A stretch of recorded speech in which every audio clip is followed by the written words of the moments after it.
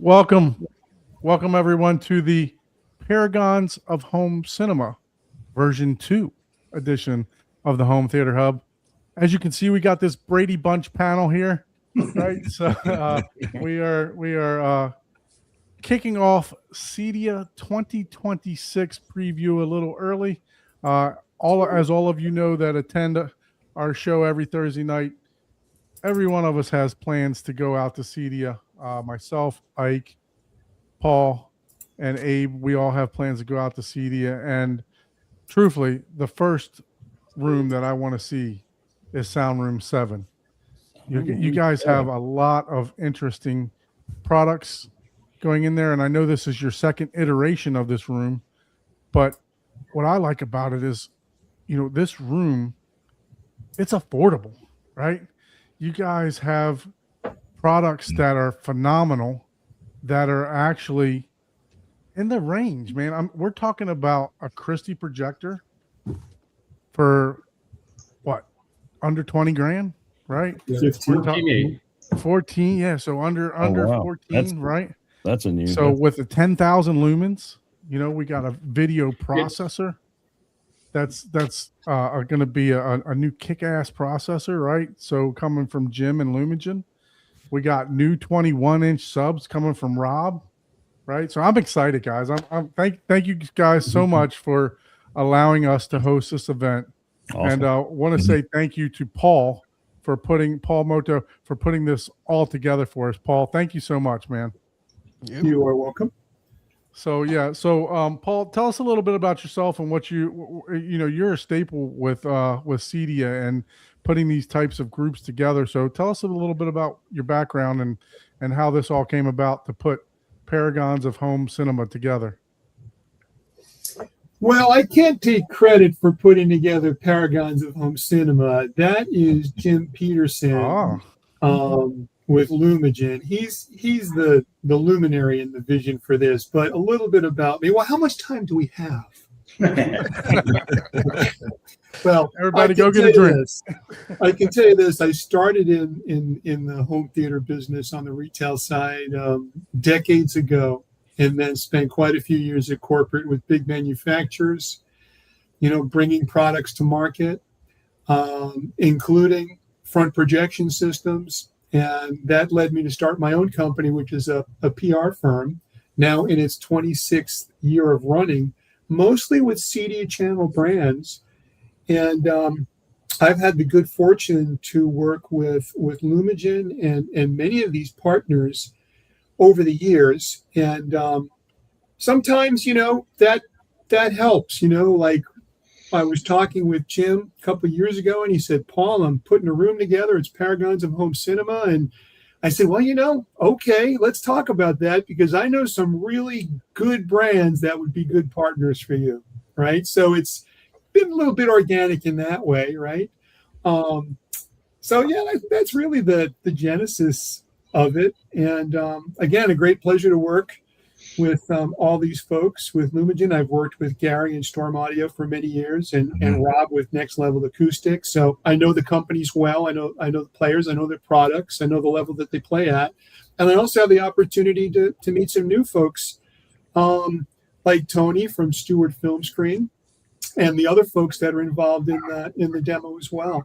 So it's going to be a very exciting demo at the show. It's 3 days of demos, September 2nd, 3rd, and 4th in Denver at the Expo, Sound Room 7.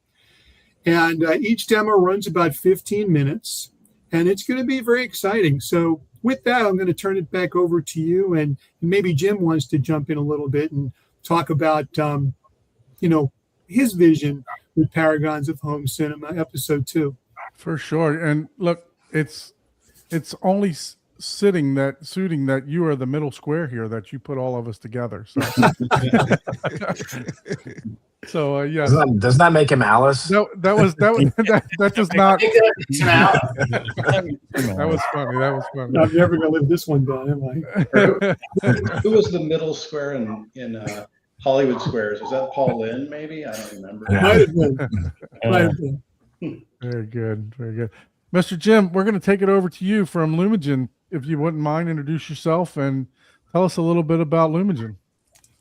Okay, I'm Jim Peterson. I'm the founder and president of Lumagen. We have been building award-winning video processors now for about 23 or 24 years. And we, a year ago, made the crazy decision to do a sound room. And we made that decision in July and had to be ready in September. So that was just a free-for-all, trying to get everything ready. And that was Paragons of Home Cinema. That was my wife who's doing the branding and the marketing. She came up with that thought. And what our goal is to present a fabulous home cinema that wasn't going to be so expensive that people were not going to be able to afford it. It's not just a demo. It's something you can actually think about buying and taking home. And we did have people at the show who were buying products that kind of match what we were showing last year. So last year the total product was about 174,000. This year, with a slightly different mix, we're about $164,000 of product in the room.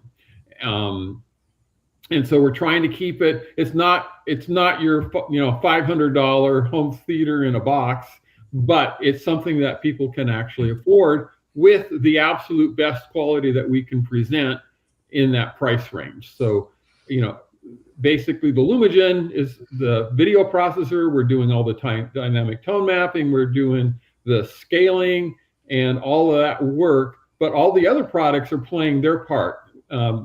Storm Audio's, Next Level, Stewart, speaker power for all the various pieces.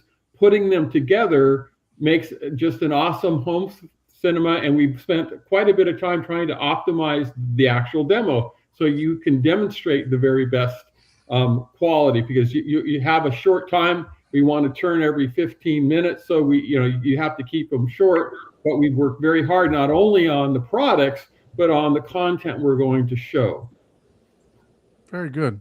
So obviously you're going to be using your processor there. So let's talk a little bit about your processor and what's coming new to market from you, right? This we've heard about this for a year or so now that this was coming, and I'm super excited because I have a 4242, right? So I'm super excited about this product. So I do got some questions for you about the product, but let's share what we have here for the new sound room here.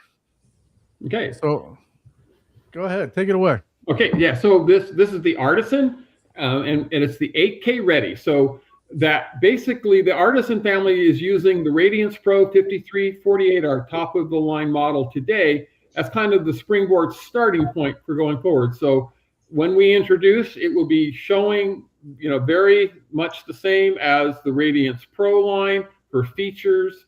It'll provide, the dynamic tone mapping, scaling, the interlacing, and all those features. And then the design is such that we're using 8K chipsets. We're using a much larger, about 5 times larger FPGA, faster FPGA. So we're going to able to take that. We're starting out with 4K 60, and then we're going to add a software key option to go to 4K 120 and 8K in the future. So it's a refinement of our top end 5348, which was a refinement actually of our 4000 series product.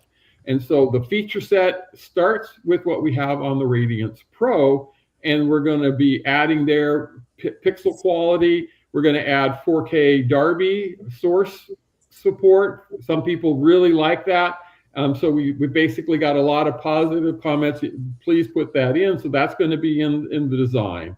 And so we're adding that. We're looking at a deeper pipeline. It's going to be a 444 pipeline, which will be kind of a good mix with the Strato K that's coming out, which will have 444 content. We can have a long discussion as to whether you'll actually see the difference, but the 444 pipeline is there for gaming. And if you wanted to use it as your daily driver for a PC, you'll have it for that. For video, there's quite a bit of interesting human factors we could discuss about 420 versus 422 and 444 content.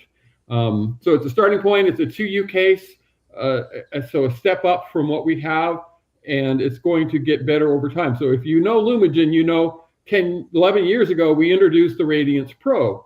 But if you buy one today, it's not the Radiance Pro we had 11 years ago, because we have a field programmable gate array. We're able to do new algorithms, improve algorithms. We added things like instant auto aspect. We added dynamic tone mapping. We improved the scaling. We improved the deinterlacing. Over time, we're able to do that. And all those are free updates that we've done. The 8K will be a software key there will be a fee for that.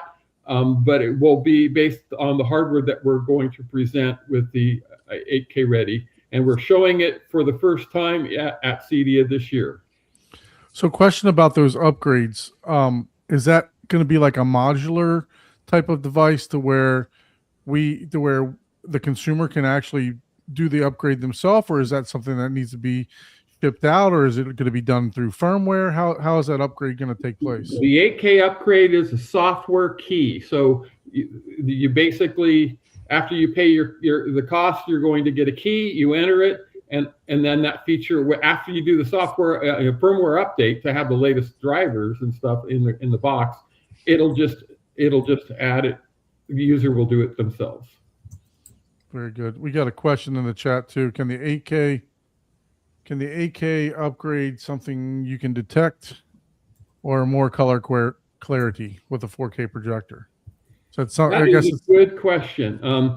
So I don't want to take too much time on color science. Right. 4K at one screen width away, the pixels are slightly smaller than human perception. So about one arc second, which is 1/60th of a degree. And then so people are asking me, should we encode in 8K? And my answer for that is no, you just encode it as 4K. And when I was talking to Kaleidoscape, I told Taylor, I said, hey, I want better 4K. I don't want 8K. And then if you want an 8K projector, you want an 8K TV, we'll upscale it to 8K when you have the 8K option. And that gives you oversampling. And that theory is very similar to audio, where oversampling gives you a better sound. It's very subtle, but it gives you that better. So in us upscaling it to 8K, I think there's going to be some oversampling that on a static image might be visible. The 444 versus 422 versus 420, the human eye is about 1/9 of the resolution for chroma as it is for Luma. So if you can barely see a Luma pixel at 4K one screen width away, you're not going to see the chroma. And then if you get any motion, the human eye is very bad at chroma in motion for detail. So even for Luma for detail, you've got like, I think it's 1 or 2 degrees of arc where your eye is actually looking at the detail, and all the surrounding is somewhat lower detail. So if you start looking at that, I'm very glad that Kaleidoscape is doing a better encoding. I think that's really the big advantage of the Strato K. We are using the Strato V in this demo, but for the Strato K, you're going to have that better. So 8K from a display point of view, I'm not against. I think we should stick with 4K for encoding. Sorry, I kind of got off topic. No problem. No, that's great education right there. So. For sure. One thing that one other question I wanted to ask you about the new Artisan, the upgrade, the firmware update process, is that able to be directly web push through, or is that still the way that the 4242 has to be? Okay, that is an excellent question. We have recently introduced an external IP interface, and that can do updates on your Radiance Pro. So if you buy what we call the Land RS-232, very sexy name, right? Land RS-232, you can do that, basically download it through that, and it will update the Radiance Pro. That interface is built into the Artisan, and so you'll be able to have a web interface for the Artisan, and over time we plan to make it the primary way you interact with the Radiance Pro, and it will be able to download firmware updates. You don't need a PC anymore. Very nice. Very nice. And control is still. So the part of R, is that the RS 232? Is that the same one you can use for the Ethernet? The external LAN interface Yeah. uses the same Ethernet. It's internally we convert it to RS-232, but as far as the user is concerned, it is a IP interface, and it has a nice GUI look to it. And we're going to be improving that over time to make it more to be able to do more and more of the setup using that GUI. And is that something we'll see at CEDIA? I will have it for the external LAN interface. I don't know if we're going to actually demo it. Okay. I mean, I'll have it there. Very good. Very good. Well, we don't want to hold anybody else up here, but thank you so much for the information there, Jim. That's I can't wait to see the artisan. I mean, I'm super impressed with what you're working on over it's there. starting out where we are with the Radiance Pro. So then we'll be building it over time. All right. So let's move over to Mr. Rob. Mr. Rob, what do we got going on over there in this sound room, man? What are you guys putting in the sound room? Like, how can you make it any better than last year? I know last year was eye-opening, and I think it was eye-opening for a lot of people. That 415 subs that don't look like cars, a bunch of unassuming speakers can crush a room for a tenth of the price of what some of the other sound rooms were. And yes, we are improving that, which is pretty crazy. So we have 2 new products. Okay. Let's talk about the new 21. So everyone remembers the 15s. I think the big reaction last year was people coming at it and be like, wait, it was 4 15s. They were relatively small, and they just obliterated that room. You felt pressure, you felt it in your chest. You felt that deep extension low end. You felt as soon as hard as it hit, is as fast as it was gone. That's the beauty of the high velocities. So we had this one in our back pocket for years, and we didn't think it was the right time to roll it out until now. So this is our flagship 21. This is like having 4 15s in one box. If you read like just some of the verbiage on it, that's not a typo. I was at the factory today talking to our lead engineer, John, and I said, John, what makes it so special? He's like, besides the 99 dB efficiency, besides the fact that this thing is going to hit like a Mack truck, the fact that you're going to put 1,000 to 1,500 watts into this thing, and it's going to be an oh my god moment.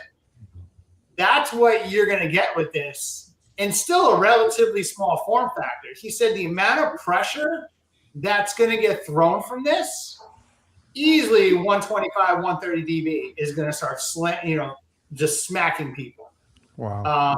And we're going to have 2 of these anchoring the front with 2 of our 15s in the rear.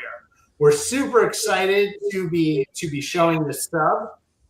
And this is definitely going to be a massive difference in terms of performance over the 15. So this is really for those ultra large rooms. This is for like a minimum of 2 rows. You're talking 3, 4 rows. That's what this sub is really for. But since we like to take things to the next level, we're like, why not? Let's throw it into a 15 by 24 and see what happens. Well, I'm glad my room is a 40 by 60 room, so I need a couple of them. We can definitely make that happen. So that's the first new product. The second new product is the Cinema H, or the Cinema Height. So we do a lot of work with Stephen Smith from Home Theater Gurus. He actually designed the room last year, towing in the speakers, so, reflection points, so on and so forth, to get you that ultra wide sound stage. So the Atmos speakers are kind of no different. So when you think of Atmos, right, a lot of people use in-ceiling rounds, and they come with like a 15, 20, 25, even maybe a 35-degree down angle. So you can rotate around clearly, so you can tow them in, but the angle stays constant. And we said, okay, well, but what if you need it to be 45 degrees so that you get more consistent coverage? What if you need it to be 37 degrees series. And we said, okay, well, what are people doing in that instance? So like, well, some people are mounting big box speakers, massive speakers to their ceiling, just angling them and rotating them. And he actually showed me a couple pictures of these ginormous speakers just hanging from the ceiling. I'm like, well, what if you're in the basement and you only have like, I don't know, 7.5 foot ceilings? You don't want this like 2 foot by 3 foot box like hanging down. That's just not realistic. So we said, all right, what can we do that's going to pair with the horns, our cinema series, that's going to be super efficient and that is going to perform, that's in an ultra compact form factor that not only when you use like these specialty mounts, not only can you rotate it, but now you have unlimited angles. And this is what we came up with. This is the debut of the Cinema H, 93 dB efficient. 200 watts, and that's actually conservative. This will easily hit, this will easily hit into the 115 range. It stays clear, it hits, and the beauty of this is that it's ultra compact. The unit itself is only 14 by 9 by 3 inches deep. I was thinking that was a typo, 3 inches deep. It's not a typo. We use a special convex cone. So instead of being concave, these are convex. Wow. And these are meant for shallow air loads, but ultra performance. And we pair this with a high performance tweeter and a specialty crossover. And so as you guys know, all of our crossovers are built in-house. We have over 25 different crossovers, okay? Literally coming from the factory, I saw the guys literally sitting there and soldering all of the crossovers. And that's a lot of the secret sauce, is that these aren't just speakers just thrown into a box. There's a ton of magic and engineering happening on the inside. So when you bring in the convex shallow air load drivers, when you bring in a high performance tweeter, when you get them in super close so that it acts like a single point source, and then you throw in the proprietary crossover, what you get is the cinema height. So we're going to be debuting these at CEDIA, and we're super excited about these. So when we talk about a custom bracket, right, it said that you can angle them. Are you able to angle them on both axes, so left and right and back and forth? So it wouldn't be left and right. So you would still keep it level, but it allows you to spin it and then angle it up or down. So you'll get unlimited angles, and then you'll be able to, actually, I have the bracket right here. So it's similar to this. You'll be able to spin this around once it's mounted, and then you'll be able to angle this to whatever angle you want. I see. So you're going to get the perfect placement. And then with pink noise, right, and you start doing the pink noise and you're doing the walk, you're going to be able to really dial these in. So you're not going to be limited by, oh, this in-ceiling round, only has 25 degrees, or this one has no angle on it, so I got to hang it down, right? And then, so you're really going to be able to dial these in a very compact, unassuming speaker, but the performance is not unassuming. And that's what people are going to hear at CEDIA, especially in that front height. And sorry, in that height sound stage. So we're super excited about this. Very good. Yeah, look, I'm excited to see how these sound also. Now, what are we doing for bed layer speakers? Are we using the same speakers that we used last year? Yeah, so tried and true, we're going with the Cinema Pros up front, but those are going to go behind an acoustically transparent screen, which Stuart's going to talk about. So we like to go wide, and we're going to tow them in so we get consistent coverage. The rears are also going to be angled down, similar to last year. And interesting enough, unfortunately, Simplified Acoustics isn't on here, but they are building some custom columns, and we're going to have we're going to have a pair of Cinema 8s, sides and rears. So you're going to have a 9.4.6. You're going to have Cinema Pros up front, anchoring that LCR soundstage. You're going to have sides and rears with our Cinema 8s. You're going to have a new Cinema Heights. You're going to have 6 of those in the height channel. You're going to have 2 21s up front and 2 15s in the back, all being powered by speaker power amplifiers. The amplifiers that we're throwing on the fronts are 2,400 watts per channel. Not needed because they're 99 dB efficient, and we've got speaker power amps in the back, and then obviously we've got storm processing, best in the business. So So that brings me to a question about the 21. I'm sorry if I didn't see this correctly. Is that a passive subwoofer, or do you also have to do you have to buy? So we have active too. So we work with Speaker Power. They make high output plate amplifiers that we have used on our 15. So you can order this active or passive. Okay. It just depends on how you want to run it. We're bringing them as passive, but we make them as active as well. And if you don't mind me asking, and I'm sorry, Jim, I wanted to ask you this too. What's the MSRP on the 21s? The MSRP is going to be about, about 12,000 a piece. Okay, not amplified or amplified? Not amplified. Okay. Yeah. And I can tell you that the driver is extremely expensive in order to make these, but the performance, what you get with this sub clearly justifies the price tag. And So I was a huge fan of the 15s. Model. I was a huge fan of the 15s in that room last year. Yeah, the 15s are super reasonable. The 15s are around 3,500 to 4,000, right? But this is like having 4 of them. Yeah. Wow. Yes. I'm looking forward to it, man. That's so Jim, getting back to you real quick too. So as far as the artist, to that. what is the price point on the Artisan, sir? So the retail is $11,495 on the 8K ready. Okay, so that's the top of the line, right? So at this point, yes, the software key we'll be talking a little bit in the future about what that is. Okay, very good, very good. Just wanted to get, because I did forget to ask you. And then what we're going to move over to what's going to be sending the power, sending the signal to those speakers that Rob was just talking about. Mr. Gary, if you wouldn't mind introducing yourself and telling us a little bit about your products. Sure. My name is Gary Blouse. I'm the Vice President of Sales for Storm Audio. We're going to be, using in this theater our Elite 24 analog processor. This has a ton of abilities built in. What really, sets us apart in the marketplace is we use much larger chipsets than, let's say, other companies do. And also we try to keep, the chips doing one thing at a time.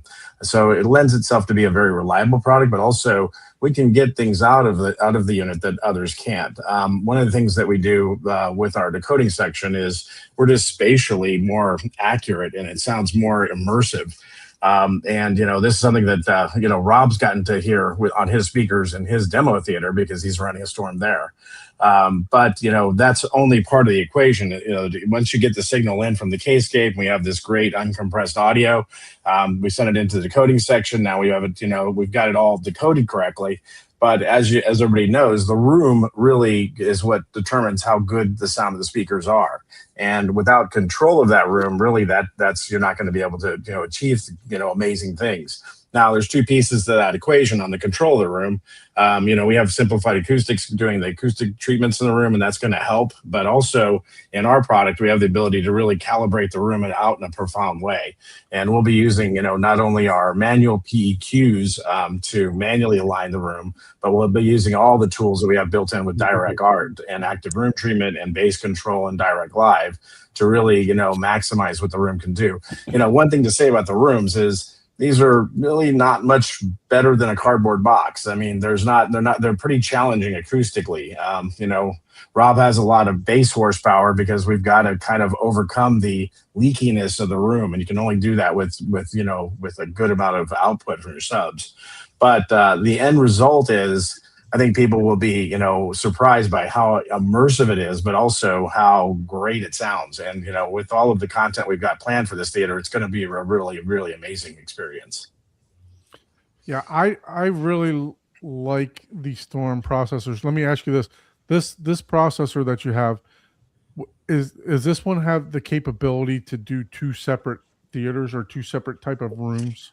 With our elite processors, you really have so much horsepower built into them that you can do a bunch of things. Not, including running, having two independent theaters. Not running simultaneously, but one or the other. One of the other things that the processors allow, which is kind of that's really kind of required in the content that's out there these days, is the ability to take a speaker layout and do one layout for, let's say, a kaleidoscape. That's where we're going to have all of this density and base layer channels and height channels. But if a customer is listening, watching, let's say, an Apple TV, you don't have that kind of density. So you really, if you've got a 946 system, you want to maybe array your side channels, and we allow you to make those changes on the fly, which a lot of processors can't do. So, but go ahead. Go ahead. I'm sorry. Yeah, in this demo, we won't be using that feature as much or at all, just because, again, we'll be running the K-scape exclusively for this. But one thing that again, we try always to make our products really deliver the best experience, no matter what the content is. Okay, and that's really what's kind of part and parcel to the product. So Gary he says he has an ISP Elite MK32 MK3. Yeah. So says what are the chances to go to 48 channel? Man, how big is your theater? What are you doing? We see theaters in all sizes. I can't divulge what the future holds, but let me just say that there could be a positive answer to that in the future. I know I can't hide too much or expose too much of the deck, but we do face theaters that are much higher channel counts than 32. So, and we have the tools to be able to do even that in our processors and our amplifier platforms. So the channel count for the processors that we're going to be using in the Paragons of home theater, what is the channel count that we're using there? 19 channels. So 946. Yeah. So Okay. that's why we're using our 24 channel processors, because the 16s are too small for that many channels. And let's say I did have purchased that processor from you guys, right? The 24 channel, and I did have the notion to upgrade beyond 32 channels, like Babco over here. How easy is it to do that with you? Is it modular? Is it IP? Is it how easy is it to do that with your processors? So we're in the business of both analog outputs and digital outputs. We've been doing AES EBU for many years. 5 years ago, we introduced our first audio over IP card running AES 67 or supporting Dante networks. But the nice thing about the Elite processors is they're upgradable. They are modular. And let's say that your theater starts out and it's 16 channels and it's analog. Okay. And, maybe you decide, I got 2 subs, but I want to get 4 or 6. And now, I need more channels. You can just, you can upgrade the outputs and add another piece that would just plug in the back and, mounts flush. And now you've got 24 channels. But, what's going on, there's definitely, it's a lot of products nowadays that use audio over IP or AES EBU as the connection point between the processor and the amplifiers or speakers, and we support that as well. So we have we both in our Elite products, they're completely configurable, so you can really configure them any way you want over time. But we also make dedicated ones. So we do have dedicated analog ones. That's our Core 16 and Core 8, Core 16 Plus. We have digital ones as well that are just digital only. And one of the things, just since I've got everybody's attention for a second, we're introducing one of our first under $10,000 digital processors at the show. So that's going to be that's a new price point that we've never hit before. It also is something that can be scaled as well. So again, if you start with the smallest amount of channels and I want to go to more later, you can add more channels as you want to go. Nice. So yep. So again, that's been our philosophy, is not only not just to sell somebody something but make it upgradable over time, make it keep up with technology. And that's really a huge thing because, I mean, as you know, Jim knows on the HDMI side, HDMI continues to progress forward. On the audio side, things change there. And what we can do is really keep up with those changes over time. People can make an investment in something, a piece of electronics, and not, have to, throw it away or sell it or send it off to college with one of their children. It's, it's something they can keep using over the years. Right. So Home Theater of Denmark asked a question that I'm sure you get all the time. What's the difference? Right. Yeah, so, so I'm sure you get that all the time, but two great products, right? Both of you guys are fantastic products. And by the way, we definitely don't really view them as a competitor. I mean, first off, the two companies, we both are raising each other up by the introductions of technology. So, and that's been going on for several years. Our approaches are different on how we design the products. I'm not going to say one's better than the other because I think, again, that's up to you, people to listen to and decide. But what I will tell you is this: as the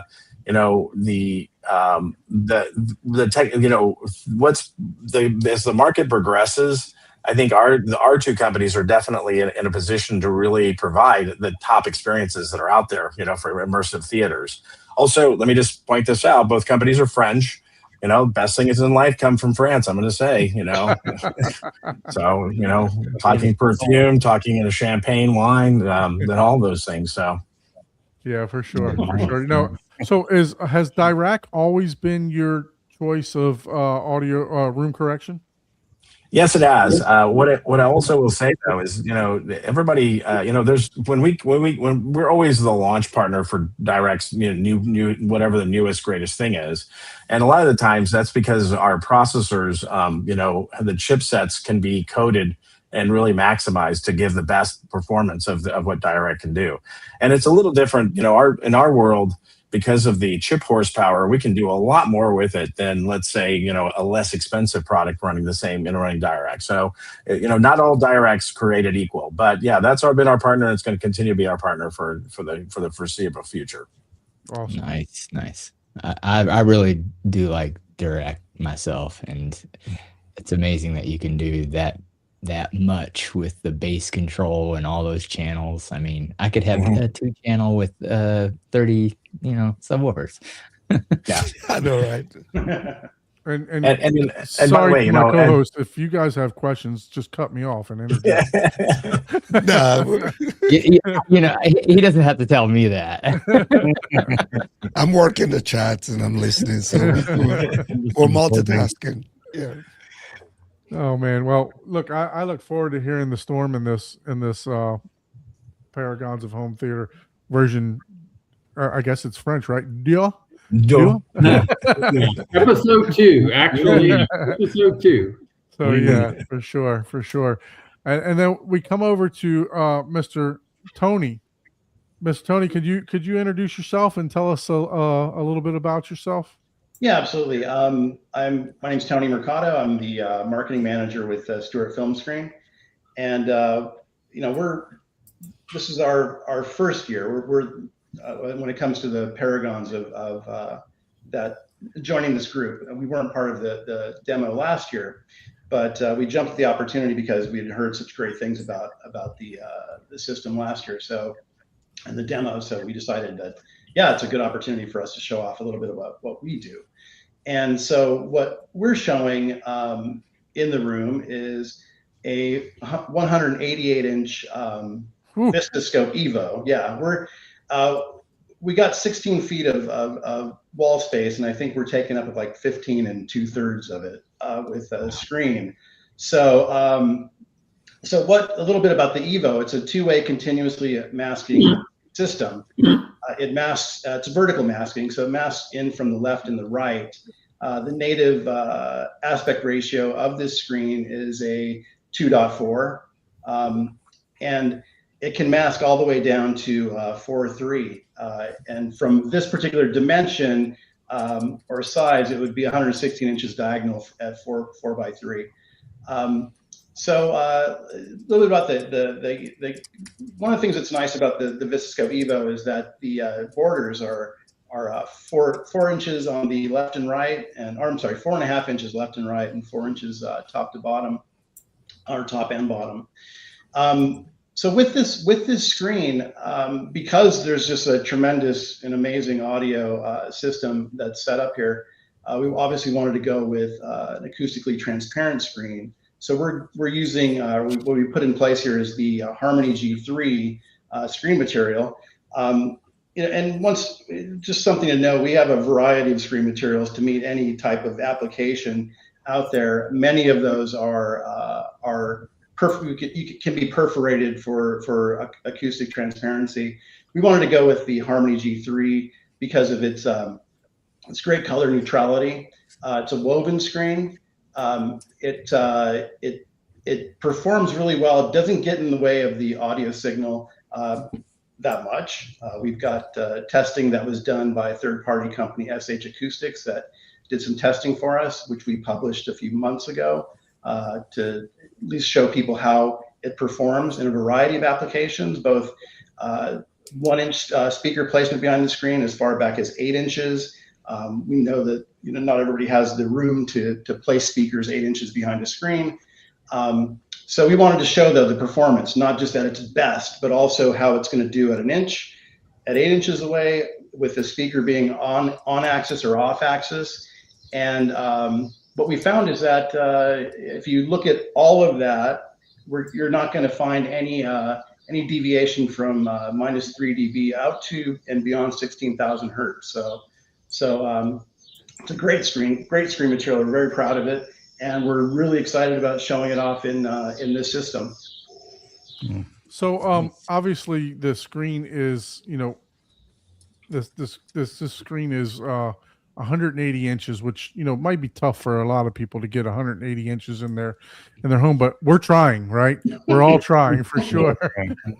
So yes, for this, one thing I wanted to mention too about it is that the demo, the video portion of the demo has a variety of aspect ratios that are going to be displayed. So part of the demo is showing how our screen reacts to that. Jim's got it programmed so that when you switch from 2.4 to let's say a different aspect ratio, then it's going to respond accordingly. And it's a really cool feature. It's really cool to see in action as well.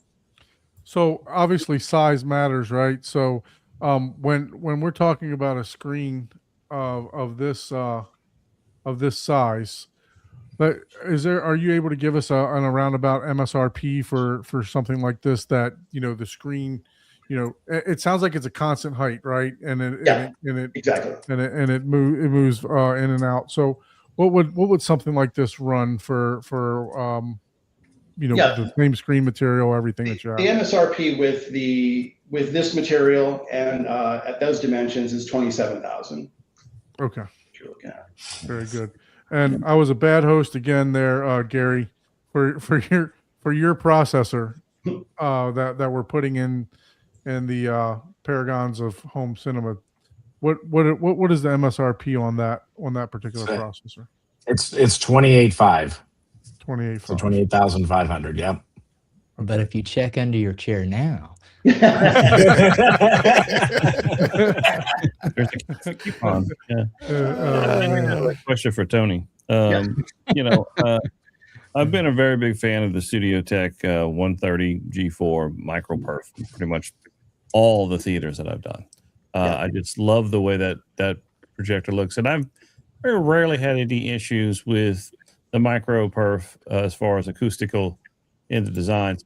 In this particular setup, had you went with that, what kind of considerations would you have to take into account, or what could be some pros and cons of that choice if you moved it from Harmony over to the Studio Tech G4 micro? I really couldn't speak to the acoustic transparency part. I know that it's a higher gain. Obviously, it's a 1.3 gain. Yeah. So 0.8, right? Yeah, actually, yeah. It's a 0.7. That's what's published. That's the published specification of it. That's a good question. I'm not sure if I'm the right person to be talking about that. Like, what would be the Well, I was wondering if trade-off? you had to do something with maybe the distance that would be needed to set back for those particular speakers, or where the harmony can allow it to be closer. I know that's some of the advantages of the weave. You Right. can keep the speakers closer to avoid any comb filtering. But I was just curious of the difference or choice between what would be. Well, yeah, and once again, it's a great question. I think that the and we have many people that are doing speaker placement with when using a perforated screen or our microperf, for example, and not having issues with performance. So I don't know what changes we would do. I mean, I think it just gives Harmony is going to give the guys, Rob, a lot of flexibility when it comes to speaker placement. Maybe they don't have to. Maybe they just avoid any particular anomalies with Harmony as opposed to that. I know sometimes I've had to be careful with the distance placed behind the screen. Right. But the Studio Tech has just been a solid winner of a screen. The G4, I mean, the color uniformity, the off-axis brightness is fantastic. So it's kind of been my go-to for years now. But I'm starting to warm up to the Harmony. I haven't quite got there yet, but maybe one day I'll. Hey, if you got 10,000 lumens like this projector that we're going to talk about has, you might not need the G4, right? Yeah. So all the brightness. But what's the half angle on that? The half angle, it's a Lambertian screen. So so let me see the material. I have it handy here. You're on axis at a 0.8. I'm sorry, repeat that.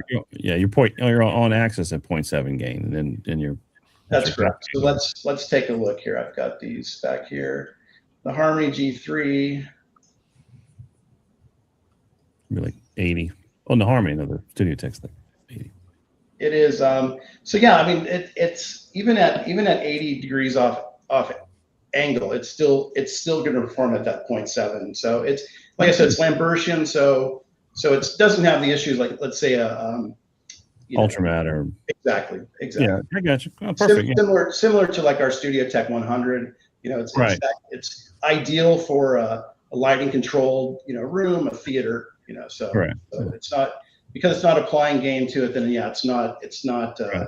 And that was the other main reason, other than the 1.3, that I always go with Studio Tech. It was because of half angle, because of how wide that was. That seats off to the left and right, we're also going to get good color uniformity and brightening. But it's great. So the Harmony has kind of similar characteristics. That's fantastic. It does.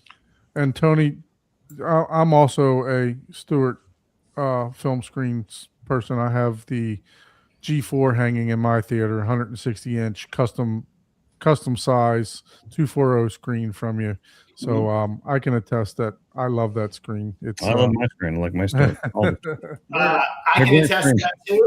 We have a wall mask, ultra wide. We actually have the G3. We have 3 Cinema Pros behind it, and it sounds outstanding. I can say 99.99% of the theaters I do are all Stewart film screen. So, Tony, let's talk about customization, right? So, I mean, what can this screen with the masking be customized to any size or?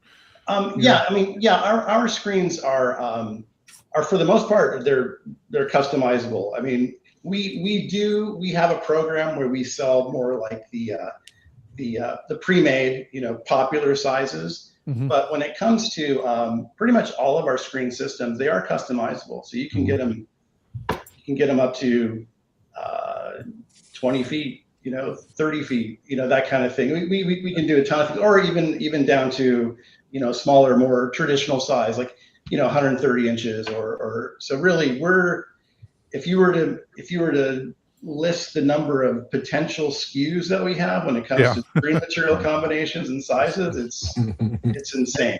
Speaking of custom, I love Screen Assistants. I'm just kind of wondering any future upgrades to Screen Assistant to kind of freshen it up. It still works great. Just kind of curious if there's anything on the horizon to kind of spruce it up a little bit. Yeah, that's something that we talk about a lot when it comes to how we could maybe make it a little more. I mean, I think it works. We know it very well. So, but we also understand that if you're not familiar with it, it might be a little bit tricky.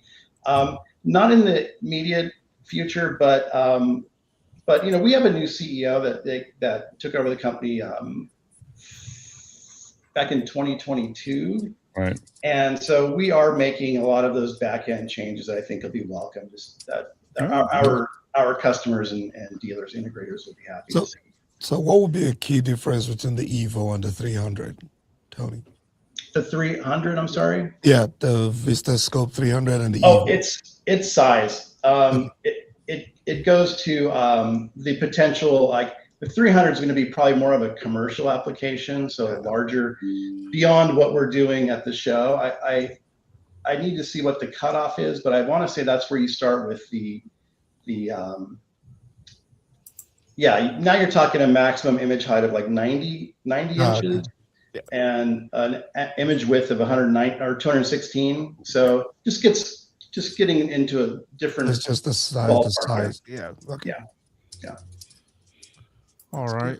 And let's move to some people, unfortunately, that couldn't join us. Let's talk about this light cannon. Well, yeah, allow me. I'll take Christie's place here. Sure. The Christie Digital showing their Chorus 4K 1000. I actually believe it's rated at 8,500 lumens. It's a single chip with a very fast color wheel. They say it's a 4x speed color wheel. And I actually had one here doing some testing, and I was trying to do my hand waving to see if I could see the rainbow effect. And I'm not super sensitive to it, but I never saw that. The Chorus 4K 1000 is about 14.8, including the lens. And that's Christie's trying to get more into the mainstream home cinema market with this projector. Excuse me, what did you say? 14.8, I believe. Wow. I might be wrong, but it's around there, under 15 with the lens. Yeah. Wow. Including the lens. Saying here it says 10,050, so it's a little bit higher output than I was thinking. And if you want a large screen, especially if it's a 0.7 gain fabric screen, you need the light output that the Christie can give you. Yeah. So some of the consumer projectors, even at 5,000 lumens, is not quite up to that size of screen that we're going to be showing here, especially with the 0.7 gain. So it's a fairly new product, but it performs very well for the price point. Yeah, and I know, Jim. If you scroll up a little bit, just check out the weight of that projector. It was 38 That is pounds. so not Christie. Yeah. Wow. That is impressive. 38 pounds. So it said 38 pounds somewhere on here. Yeah. And it's 8,500 ANSI lumens. ANSI lumens. So you were right on that. Okay. Yeah. Yeah. So is this a and I know, Jim, we're kind of asking you because it's your room, but is this a native 4K or is this a pixel shift? I think they're doing the Wobulate pixel. I think it's. I might be mistaken. I believe it's a 0.8-inch chip, and they're doing that, and so it's not a true 4K chip that you might get spending $100,000 on a projector. Okay. Okay. Yeah, it's still the resolution there. So yeah, it's creating. Okay. Yeah. So, I mean, look, just the price point for 10,000 lumens. Right. Yeah. Because I mean, there's other manufacturers that just came out with 10,000 lumen projectors last year that are up in the 30s, right? So yes. For half the price, and a lot of people are now talking about larger screens with more HDR capability rather than contrast capability, right? So there's always that age-old argument of what do you like? What do you see? And if you can see the difference, if it's not side by side, right? So yes, of course, you'll be able to see a big difference. And Jim, do you know if the lenses are interchangeable to be able? Because I know Christie has some lenses. Yes. Yeah. Allow. You can choose a different lens. Awesome. Nice. Very good. Yeah, I'm definitely interested in seeing that. I'll be checking that one out. And then we also have Speaker Power. We brought them up earlier, but Rob, do you want to talk about Speaker Power since they're powering your speakers? Yeah, so Justin and Enrico with Speaker Power, we've actually been working with them for many years. They exclusively make all the amplifiers that go into our subs. They're going to be showing their new 8-channel amplifier, which I don't think he has on the website yet. Right. And then that's going to be paired with 2 dual channel rack mount amps. One's going to be 2400 watts per channel, and the other one's going to be 700 watts per channel. So the 2400 watts per channel is going to do the high velocity 21s, and the 700 watts per channel is going to be used for the rear 15-inch subs.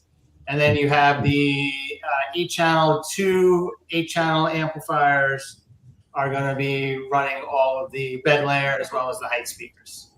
And those are well over 200 watts a channel. So beefy amplifiers, but I think that the claim to fame is that this is all rolled up into a package that it's just, if I told you the price, you would think that I was lying. So I'll let Rigo tell you that, but I think the 8-channel amp comes in at like $2,000 max. Like the press release here says $19.99 for amazing 8 channels of 400 watts. Wow. And I have those in my demo theater now, and they're outstanding. So they're going through a Core 16, Core 16 with Storm, and they're just awesome. Excellent. Wow. Very good. Wow. And then the acoustics, simplified acoustics. Anybody want to cover them? I mean, I can chime in here a little bit. We've worked with them on other CEDIA rooms, and they do quite a good job. I mean, again, the room is not like a traditional residential room, so you have to do things a little differently. I'm assuming that they'll probably do absorptive in the front of the room, especially behind the screen between the LCRs. That's right. We definitely do a bunch of diffusive everywhere else, toward the back of the room, and top channels as well. And it makes the room have maybe a little more liveliness to it than it would normally have. It's just the way it's constructed. So, but great company. They make some great products. Great guys to work with too. That's the other thing about them. Yeah, it says in the press release says they're using a new formula of binary amplitude diffusion over an absorption panel. So, looking forward to see those for sure. Yeah.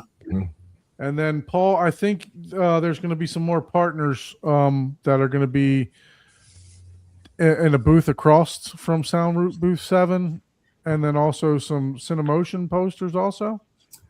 You're absolutely right. So the Cinemotion posters, folks, they're going to demonstrate 2 55-inch TVs in a portrait mode on the outside of the Sound Room 7 walls, okay? And also across the aisle, there's a booth 1346, which is also for all the partners that are involved in the sound room. So on the outside of the sound room wall, they're going to have a 55-inch TV that's going to function as a poster player, where it rotates through the movie posters. You guys have probably seen these before. Mm-hmm. Mm-hmm. And the second, they say, is going to serve as digital signage. But essentially, for those folks that are not familiar with Cinemotion posters, so they make a player, okay? It's called the CMP1. It is called a poster player. So essentially, connected via an HDMI port, it essentially turns any flat screen into a movie poster, right? So it's a digital movie poster that can display posters with, the user can select playlists. He can have, or she could have now playing posters and banners, when connected to Kaleidoscape with the Strato series, that kind of thing. So the player can be static, and it could also be motion pictures. And we've seen over the years, how I'll say exciting it is to have just basic, static movie posters, printed movie posters in the hallways leading into a theater in a home, or outside on the walls in the theater, or some folks even like to have them on the inside. So this is taking it to a next level. Pun intended, Rob. Because it's all digital. So that's exciting, and the group is excited to have them, as a participating sponsor here. So across the aisle, like I was saying, from the Sound Room 7 and 1346, there's going to be a couple of different things going on there. Pixel Perfect is going to showcase 130-inch direct view LED video wall, and they tell us that features a 0.9 millimeter pixel pitch, and it's a very ultra wide 2.22 to 1 aspect ratio. So that's going to be demonstrated in the booth across from the sound room, and that's going to be demonstrated with Jim's Artisan audio video processor, and Gary and Storm Audio are going to have a Fusion 20 integrated amp there, and that's going to run alongside Next Level Acoustics soundbar, their custom LRCC 5.5, right? Soundbar, I get that right? Yeah. And your HV10 subwoofer. So that's a nice package there as well. So really good things to see here inside the sound room, see outside the sound room on the walls, see across the aisle. And, the spokespeople from the different companies here, the sponsors, they're going to be all over the show, right? It's a big show, but folks attending the show will be able to find them between Sound Room 7 and across the aisle in booth 1346 to get with them, ask them questions, about what they're seeing and, that sort of thing. And guys, just so you know, yeah, this ain't your mama's sound bar either, right? I mean, okay. this is a sound bar, okay? Don't think sound bar when you hear sound bar. Well, it's important that you say that. Maybe Rob can shed some light on that. Yeah, I can shed some quick light. So, as you guys know, video walls are becoming more and more popular. The problem is that, unless they figure a way to do it, video walls aren't acoustically transparent. So you can't really put the center channel where it needs to go. You can throw it below it, you can throw it above it, but that's not really where it needs to go. So we have a new offering. It's called the LRCC. It's a left and right with split center. And working with Storm and the amazing processing that's able to do. So it's more than just a phantom center. It's actually a phantom physical center. So these are constructed to the exact height of the video wall. And what's nice is that it's going to give you that left and right soundstage, but give you that effect of actually having a center channel. So we haven't launched the page yet, so this is the normal one for TVs. We have a new one that's going to launch at CEDIA. That is for video walls. And we have a new product that's actually going to trump that. It's kind of builds on our audio art, where sound bars are going to wrap around the entire screen with grills that come in at 45-degree angles to totally wrap this in one big immersive soundstage. So you're going to have a left and right with dual center, top and bottom. And with the right processing, like Storm, you're going to be able to throw that right into the middle. So we're super excited about showing these video wall solutions, especially with video walls coming on bigger and bigger. We're able to make sound bars, or dedicated center channels, or left and right center, 115, 120, 130, even 140 or 150 inches long. Not a lot of manufacturers that can make sound bars that long and make a grill that's one piece to match it. So those are some of the exciting things that we can do in our factory in Connecticut. And we're just going to show just a snippet of what we're able to do for these ultra large formats that are coming out.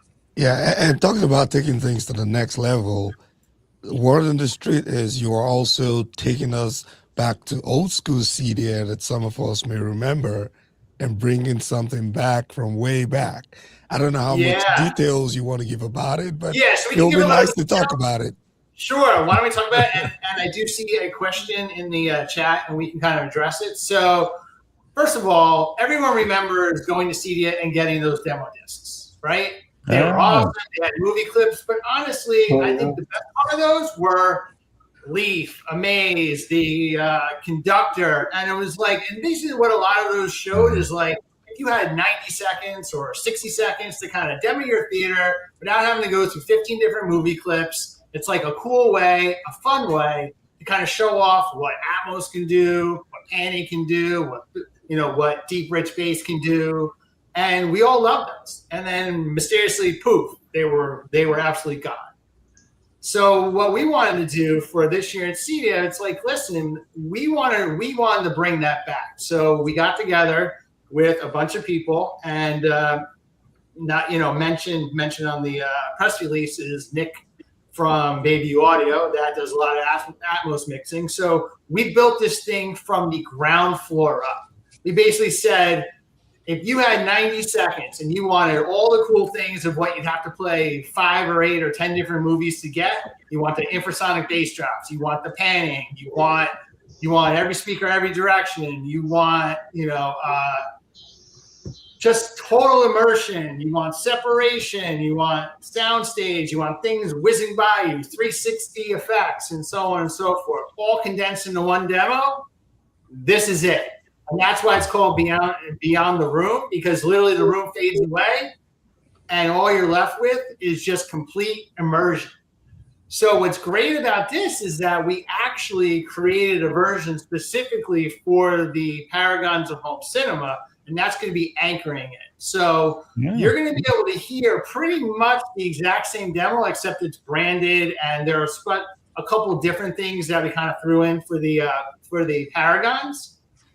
That is going to lead off the demo before, and then it'll go into a bunch of curated clips. But this actually, the Beyond the Room is going to be available for download live in 6 days, 13 hours, 53 minutes, and 26 seconds. 24, 23. Yeah, via multiple links and so on and so forth. We will have limited, custom branded credit card Beyond the Room USB sticks that we will be giving out to VIPs that will have Beyond the Room on there as well. There you, absolutely. And what's nice is that not only do we have MP4 versions, but we have MKV, which is true Atmos, and you'll be able to play those on your Zedos and Arvolutions and so on and so forth. And we have been kind of broaching the subject with Kaleidoscape. We think that we've gotten their attention, similar to some other people that have released demos on there. So I'm hoping that, yes, we would like Kaleidoscape to kind of put this out. We've invited them to come demo it, and hopefully we can kind of make that happen. But you will get access to a bunch of different versions. We have a standard version. We even have a signature version where just the lead up into it is wild. It's absolutely wild. You're going to hear dinosaurs coming out of nowhere. You're going to have an infrasonic bass drop. That literally, if you've got subs that can play down the 2 hertz, this will capture that. Like we've got real, like it's not just like minus 10. So the warning labels on the flash drive and the download. You've got real, Protect your hearing. Yeah, you've got real like signal at like all those, going down to like 2 hertz if your subs can handle it. So Rob's going to get a lot of emails saying that my subwoofer, I need a new subwoofer because of your demo. We're super excited because the Paragons version is absolutely amazing, and we're super excited for everyone to come check it out, which kind of anchors the room. And like I said, we'll have this available for download in a bunch of different formats. And if anyone's got some contacts at Kaleidoscape, hopefully we can kind of nudge them after the show to kind of put this out. So. We can make that happen. But the good Lord knows that we could use some new demos. I'm tired of listening to the same I'm only thing going to be able to watch Odyssey for the last 5 years. So many times. Beyond the Room, replacing one subwoofer at a time. Yep. So yeah, definitely looking forward to it. And it's going to be available for download from your website, right, on release day? Yeah, it'll be available for download. We'll have even, and we're going to have informational credit cards that are going to have QR codes where people can scan and download it directly from Dropbox. There'll be multiple avenues of where you can download this. So, Hey, congrats on that, man. That's come awesome. to the sound room and see the Paragon version because it's absolutely outstanding.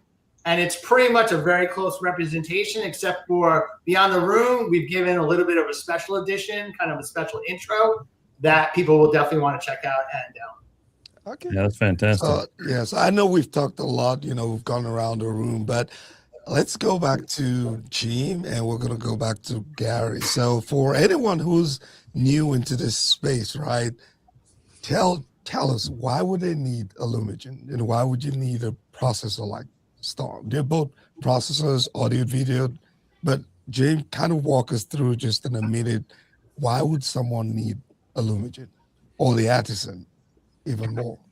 Be happy to talk about that. So with Illumigen, our motto and our goal has been basically see what the director intended and to provide a studio reference quality in your home cinema. So our goal is to match what you would see in the editing studio for post of a major movie studio. And in fact, the Illumigen Radiance Pro is used in a major studio for post. They actually qualify the movies. John Thompson, who I use this name a lot, but he uses and has used the Radiance Pro for the last 8 years to qualify consumer releases. He also does blind studies of the Illumigen versus other options for watching cinemas, and he does this with directors and producers and movie stars who come through the studio and they do blind tests. And he says every single time they pick the Illumigen quality because it's very, very clean, very well engineered for that reference quality. So dynamic tone mapping has come to be a major thing for high dynamic range. If you have 1,000 nit television or 1,000 nit LED wall, not quite as important, but it's still there. But if you have 100 nits or 150 nits projector and you've got content that was mastered for a 4,000 nit display, you need to change that content. And as John says, there's not really a standard for doing that well, but he says the Illumigen does it better than anything. It's in a whole new league compared to any other product for doing the dynamic tone mapping, for the consistency, for matching his studio reference quality. And on the forums, we've always seen is, well, we don't know what it's supposed to look like, so how do you tell? Well, John knows what it's supposed to look like because he's got a studio reference master there that was engineered by the post-production team there. And then he has the Illumigen with their 4,000 nit or 1,000 nit content that they're showing on a projector. And we're taking that 1,000 nit or 4,000 nits and putting it into an SDR package so that any projector can do a great job showing high dynamic range content at home. And so that's really a difficult thing. We worked for years on tuning that, hundreds and hundreds of scenes. I call it NAI, not artificial intelligence. Together, Patrick and I went together, we viewed these scenes, we tuned them, and to do it. And then, of course, a scene then applies to other scenes. So the consistency between movies is the best, is what we're hearing. It's like very consistent. You can watch anything through the Illumigen. You're going to get consistent dynamic tone mapping. Instant auto aspect. If you have masking, or even if you don't, if you've got a 240, 2.0 screen, the Illumigen senses the content and basically adapts it for what your home environment is. So any environment you have, we can match. Any aspect ratio up to 276. Whether you have a 0.7 gain or a 1.3, whether you have 80 nits or 300 nits, all of that you basically can dial in with a couple of controls and visually adapt the movies to what you want to see. Instant auto aspect, it makes it a very good experience for customers who don't have to. They turn on the Illumigen, they select the input, and then the Illumigen does everything. Yeah, So I can attest to it because I got one in for review and he never made it back to gym because I ended up paying for it. That's how good it is. Yeah, and then I ended up paying for it because I was like, wow, this is just. So everybody just always different. asks me what's made the most impact in my rack, and hands down, every time I say the Lumigen. Wow. So Great. So Thanks. every single time. So Jim, one question for you. The you talked about stretching, right? So Yes. can you go backwards? Can you stretch 240 to 16:9? Shrink. So Shrink, one of the things in 2004 when we did our first nonlinear stretch, and I like to point out we weren't first, but we did the nonlinear stretch in a way that people said was the best. People asked me for vertical nonlinear stretch, and I looked at it and said, that's a really bad idea. Don't do that. But you can linearly stretch it vertically, and it doesn't look too bad. So what I've actually done is testing with my friends is I'll stretch it one way by 10%, stretch it another way by 10%. No one's ever noticed, even when I told them I had it stretched. So 10%, you can play with this. If you're, some purists say don't ever do that. If you're one of those, then ignore this. But you can crop out of 240 content on a 16:9 screen. You can crop some off the left and the right and stretch it vertically. And if you want to, fill the screen, or what I would recommend is make the black bars smaller. And so you can do the linear stretch that's built into the Lumigen. We have the way to program the output aspect per input aspect and crop the various aspects. You can do it. It takes a little bit of tuning because you have to do it for your particular projector. One thing I do recommend is people, whether it's a LED wall, whether it's a projector with a screen, consider a 2.0 screen or a 2.1 screen or 2.05. And the reason you do that is if you want to fill the screen, 16:9 on a 2.0 looks a lot better than 16:9 stretched to 2.40. It's a 30% difference, and that's really difficult. You're going to see, if you look at it and are critical, you will see that with a 2.0 or 2.1, you can do it in a way that you really can't see. And then 2.40, you crop a little bit, you stretch a little bit, you can fill the content. And what we're seeing is a lot of LED wall people are really television people. They choose a 2.0. I believe the Pixel Perfect is a 2.0, it might be 2.2, but I think it's a 2.0. And you can do a great job of filling the screen, and people don't notice that it's a little stretched or a little, squished one way, but it's less than 10%. So you just don't see that. Oh, great. Okay. Oh, over to you, Gary. All right, a similar story actually. Our processors are used as beachhead verification in the mixing studios as well. So, as I mentioned earlier, when it comes to immersive systems, the room wins, and we're able to control the acoustics of the room, even if you don't have passive acoustics in a pretty profound way. But the other thing that I'll point out, and this is a thing that's pretty common. On our highest end dealers, when they use the Lumigen and a Storm together, is if you really want to achieve perfect lip sync, you really have to have both sides of the equation to do it. Jim's basically, with his video processing is delaying video a little bit, and his processor is able to adjust that. So really, if you want precise lip sync, you can really pull it off with the combination. But that being said, when you get to this level, especially on the audio processing side, if whatever price you've paid for your speaker system, we're going to make it sound better. Right? And it's literally not, it has not, I'm not going to say that we're upgrading the speakers. We're not, but it's like getting an upgrade on your speakers, because we are able to control things in a really profound way. Our decoding is profoundly better than others. We're using the latest versions of the decoding softwares that are out there, and the experience is just different. I mean, and what I will say is this: there's a lot of people that maybe don't believe some of the what in the industry we sometimes call snake oil. But what I'll say is this: if you have good speakers, Next Level Acoustics is one of those. If you have good processing, you have good video projection, you have a good screen, and you've got a good video processor, you're going to have something that actually not equals the movie theater, but it surpasses it by a long shot, and is a way different experience. I mean, way better than going to the movie theater, a commercial movie theater. So that's really the combination of all the partners. So let me take that lip sync a little bit further. the Lumigen has a true gen lock. So if you turn on the gen lock in the Lumigen, the input to the output delay is fixed. So if it's about 20 milliseconds for 60 hertz or 45 milliseconds fixed. And so you're not having the walking of the audio lip sync, especially when you're watching music content. You can see, especially you got drums, or I like to use harp for doing lip sync.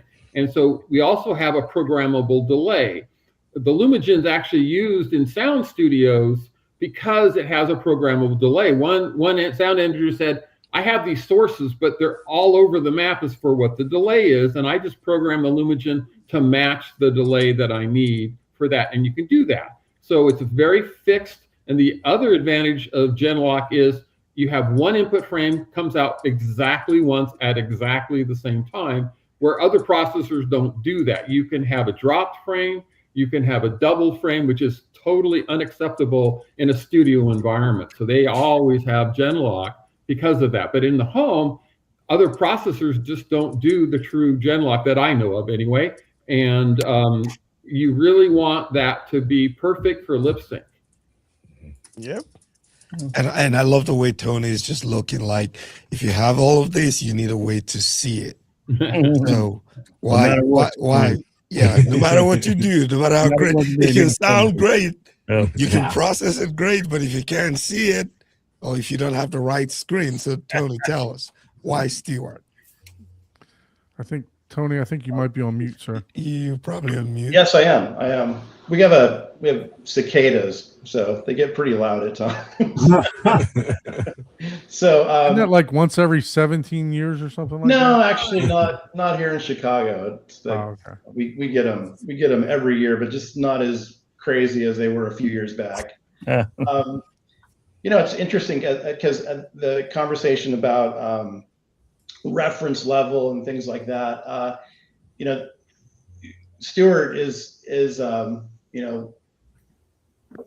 we won two Academy Awards. This was a number of years back, but for contributions to screen material technology as well as critical viewing. Our screen materials are used in many, if not most, post-production facilities. So whatever you're watching from a movie standpoint, it's very likely that it was more or less mastered on probably a Studio Tech 100 screen material, because that's one of our reference materials, as is Studio Tech 130 G4.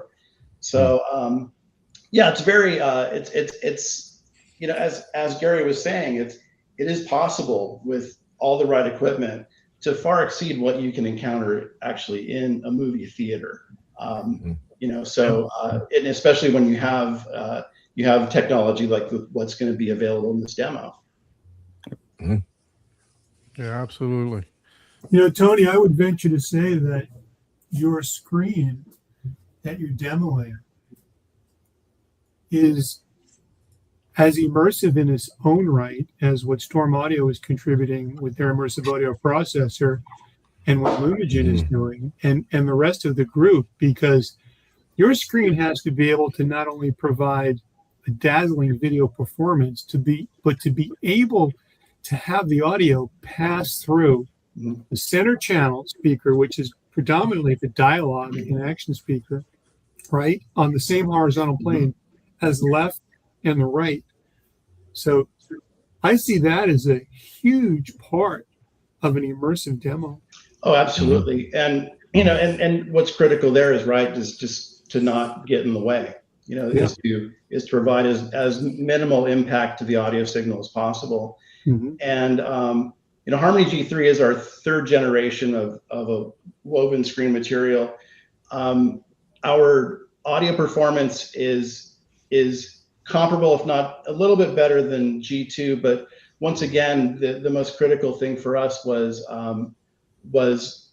also the visual aspect, right? I mean, it was making sure that it's as a neutral colored material, so that it doesn't have the issues with like the blue bump that other woven materials encounter.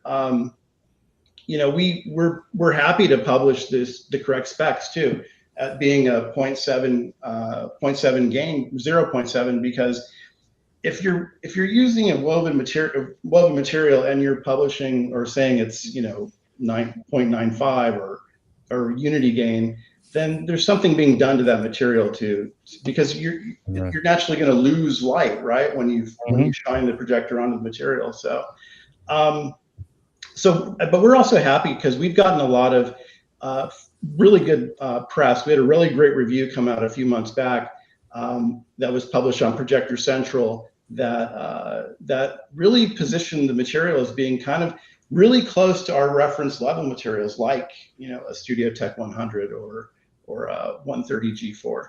So if you're looking for, once again, what's critical though is having the right projector, the right amount of power, horsepower behind it, as well as being able to control the lighting for this, for using a material like this. Those are two critical components. But if that's not the situation, we have plenty of other solutions to meet that, with higher gain screens, the ability to perforate them, as Abe mentioned. So yeah, we've got a lot of options for you. The website can definitely be daunting when you're looking through it, right? Do I want an aperture? Do I want this? How do I want this frame? 6-inch or 3-inch? Yeah. So there's definitely a lot of options. Yeah. There's a little bit of science involved with that. Yeah. For sure. So Rob, why next level, man? What's separating you out there? I just think it's the engineering, it's performance with design. Especially specifically in the theater realm, right? It's a lot of times you go to the cinema, right? And you're going and they've got the big horn speakers behind the screen and they've got output for days, but a lot of them can be harsh. They can be fatiguing. I know I was recently at a big cinema that opened up here in Mass, and my wife and I were missing like every third sentence of dialogue because the Odyssey was so loud and the just the upper frequencies were so harsh. Yeah, it had the output, it had the dynamics, but it was kind of like monotone in terms of what it was able to do. You weren't able to get that richness of like that mid bass, and then there was just so much disparity between the low end and the high end. There was nothing to kind of bridge that gap. So what's unique to us and this cinema series, which is why I did so well last year, is that we were able to crack the code on being able to use horns to get that output, but make them sound like silk dome tweeters. So we actually demoed this last year, and we're going to be doing it again. The fact that these can do gunshots and explosions and the like, and then we can put on tracks like Never Enough and Lady Gaga Shallow, and even like tracks like Nora Jones, and it can reproduce that silkiness coming from a horn. And that's really the big difference. All tied up into a 95 to 96 dB efficient bed layer that's ultra compact, that you can do as an in-wall, an on-wall, or a partial in-wall, which is great for your 2x4 construction that you want to use the horn speakers, but obviously it's not going to fit in 2x4 construction. We have a partial in-wall that most of it goes into the wall. You only see about 1.5 inches that's on the wall. So as long as your screen is at least 2 to 2.5 inches off that wall, well, now you can throw a whole horn system in going behind the screen. So that's another unique thing, is that my partner and I were installers. So we, it's not just about the engineering, it's not just about the design, but we're thinking about, well, how do we get something in a 2x4 construction that's really for 2x6? Well, we came up with this partial in wall. So again, that's really what it is. It's making these enjoyable for a whole host of situations and formats, and making sure that these perform, whether it's music, it's movies, explosions, musicals, doesn't matter.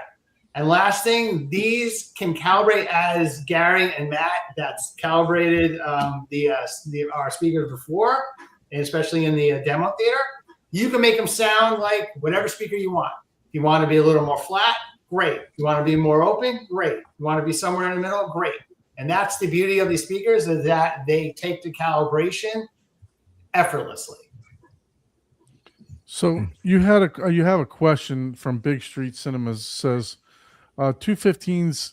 I guess he's saying 215s equal the size of 121. So are you adding double X Max to those to be able to make them? Because you did say that it was like four. It's like having 3 to 4. Yeah, it's like, so it's more than that. It's about, I'm not the engineer, so I can't go, and obviously I can't go in depth as much as he can, but these are sealed enclosures and these are ported, and the way that it creates the shock wave, it's just the amount of pressure that these things put out, especially this specific 21-inch driver, and the engineering of what's going inside the box. If you took 4 of those 15 minutes, so just volume output would be like having 4, but the slam that you're going to get is like nothing close to what you've heard before. It's just engineering prowess. It's the way that it's a proprietary design. It's a 2-port tuning mechanism, goes through 2 different stages, and by the time it comes out of those tuned ports, it's just hitting you with all of that visceral impact. And it's clean. It's not muddy. And that's so you can have like amazing, speakers. You can have 2 speakers that say that they go down to 15 hertz or 10 hertz. But it depends on how it does at 10 hertz. Is it straining? Is it lingering? Right? Ours hit clean, they hit hard, and then they're gone. Yeah, I mean, if they're anything like the 15s with more output, I can't wait to sit down. That's crazy. more output, more visceral output. It's definitely worth checking out. I can't. So let me ask you one last question, and then we're going to do one last quick exercise, because obviously we're at 1 hour and 30, so I don't want to hold anybody else up.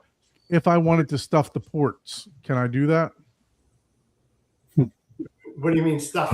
Well, I have sealed subs, right? I have other sealed subs. So sub. Is it capable of becoming a sealed sub? Is what he's asking. No, the ports. The port is where the base. You can't block the port. Designed solely as that makes They're sense. designed. Yeah, the port. You're gonna have to replace all your subwoofers done. Yeah. So Well just- done. I have to talk to you can do it. You Get can over- do it. get Don. We over know it, you can Don. do Get it. over We it. know you can do it. Just make it happen, okay?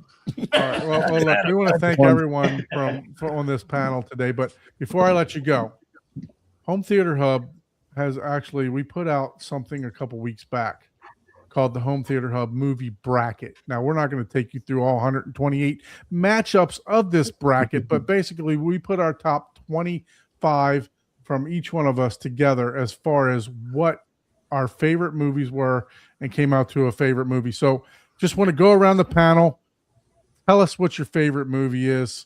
And then I do have, if you tell us what your favorite movie is, our top 4 movies was Toy Story, Matrix, Ready Player One, and Predator. Which one would you choose if you got down to the bracket with those being the final 4? What would you choose for your actual favorite movie? So we'll start off with Rob. What's your actual favorite movie? Out of those 4? No, out of just your favorite Everything. movie. Just your favorite movie overall. Oh God! Can you come back to me? Sure. We can come back to you. Paul's getting up and leaving. Paul is like, I'm getting up and leaving. I was like, I'm not having any of this. No, I just His realized it favorite looks was like The I'm in the dark Vanishing. here. But I'm ready to go. I'll tell you my favorite movie, What's your favorite movie, Paul? Prometheus. Oh. Okay. Nice. And I if you think had that to, is- and Go if you ahead. had to choose between Predator, Ready Player One, Matrix, or Toy Story, what would your favorite movie be out of those 4? I'm going to say Predator. All right, we got All one vote right. Predator. Hey. There we And go. you know what I like about that is it's so old school, but it holds up so well. And maybe you're looking for more of a technical reason why, but I'm just a guy who digs the movies and just digs the action. And that movie is captivating from the very beginning until the very end. And it Funny still that you scares say the hell that. out of me whenever I see it. Yeah, 'cause that was one of the, Get to the chopper. that was one of our criteria. Oh, It was do like it. not like the most influential movies, but like ones that you actually watched. Like 10 Commandments is an amazing movie, but how many times have you watched it in the last Yeah. 5 years? You Yeah. know, and if you haven't, it's not that it's not an amazing movie, right? It's like no. It's just What's your not favorite movie you watch? I think you guys should just do a whole nother episode where we just talk about movies. We can definitely do that. Yeah, we can do that. Okay. So, Mr. Jim, how about you, sir? Sure, man. What's your favorite movie? My favorite movie would be the Lord of the Rings trilogy. Okay, Oh, nice. that is Of the definitely on our. story. And definitely if, on if our- you look online, we actually have our theater theming as Lord of the Rings. So Oh, That is Oh, true. cool. Those Yeah, were on, we those had were we on the had you list. on as a guest, and you gave us a tour. I do remember Yeah, that. that for is sure. true. Yep. Yeah. And if you had to choose between Matrix, Toy Story, Ready Player One, or Predator, if that came down to your final 4 of what we had chosen, which one of those would you choose? I would have to go with Matrix. Matrix. All right. Mr. Gary, how about you, sir? Well, Jim stole my answer, so I have to come up with a new one. So I'm going to go back. I'm going to go back a little old school, the old Top Gun movie, the first Top Gun movie. That was pretty high on my list. But if I had to pick out of your 4, Ready Player One's pretty darn good. All right, Ah. so we're spread across the board, I just like our panel. All right, so we had about 30 people do this. They went to and we'll get you guys the website too, so that you can make your selections. Basically, it's like March Madness. So right, Tony, you're okay. Let's go to Tony real quick. No. Yeah, I'll be go quick. Tony first. I'll be quick. I'm going to go with Apocalypse Now. Okay. Okay. And Ooh. I think it has Cool. that Huey helicopter battle scene is pretty amazing, and no AI. That's true. That is definitely true. good old days. And And if as you far had to as choose through the 4, 4, yeah, that is the good old days. The 4, I think I'm going to go with Predator. Yeah. all right, another Okay. Predator, 2, 1, and 1. One. And then looks like maybe Rob can either tie it or So solidify it. this isn't based on demos. It's just based on movies that I Favorite love. That movie. I can pop in and watch them 80, 90, 100 times. So I'm going to give you a quick 3, and you're going to see where this is going. All right, the first one is Juice. Do you guys remember Juice with Tupac? Like juice. Oh, yeah. Yeah, I have that So one. that's it. Yeah. So Juice is one. The second one is Breaking 2 Electric There you Boogaloo. go. There you Okay, go. Ozone, Oh, yeah. Third one is Okay. Stomp the Yard. Yeah. And then lastly, The Last Dragon with Leroy and Show Enough. I actually dressed up as Show Enough last year for Halloween, and my daughter's like, "Who are you supposed to be?" Who's Show I'm like, Enough? "Show Enough." He's like, "What is that?" I'm like, "I That's Wow. That's nice. And if you had out of those 3, what's your top one?